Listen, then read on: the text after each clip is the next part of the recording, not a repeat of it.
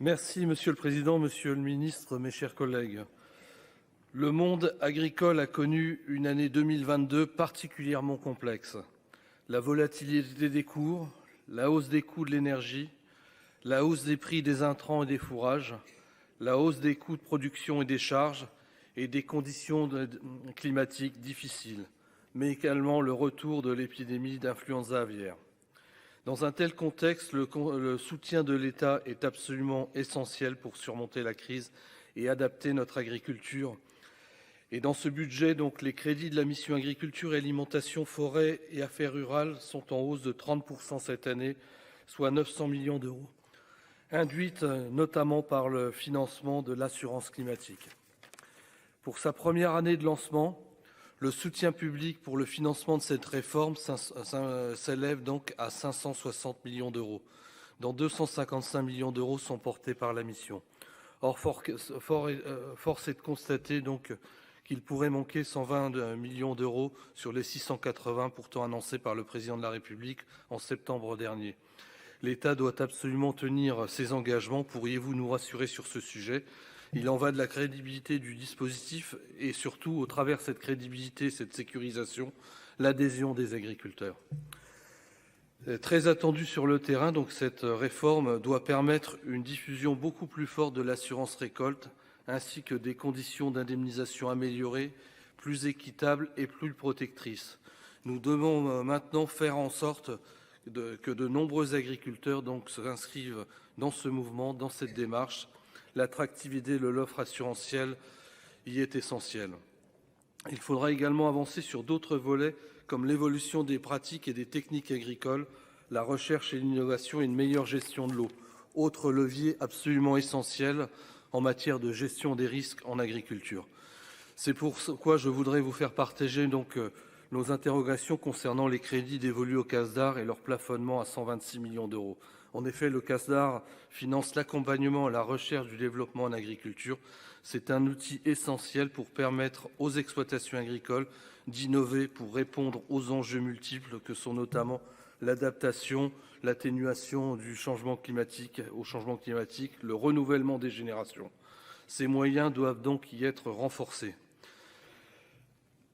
Et donc, je voudrais aussi ce soir évoquer notre élevage et nos éleveurs. Les aléas climatiques, les sécheresses à répétition, la hausse des coûts de production comme entre autres l'énergie et les prix des aliments, la crise sanitaire avec l'influenza aviaire et surtout les grandes difficultés à répercuter les hausses de prix sur les prix de vente, les hausses de charges sur les prix de vente. Et notamment, comme Daniel Rémillet l'a dit à un instant, avec un niveau du prix du lait parmi les plus bas d'Europe, auquel je rajouterai la pression sociétale, la pénibilité du travail et l'agribashing. Tous ces phénomènes se traduisent par une décapitalisation du cheptel français sans précédent. En effet, les effectifs de bovins viande décroissent de 3% et ceux des bovins lait de 1,5%.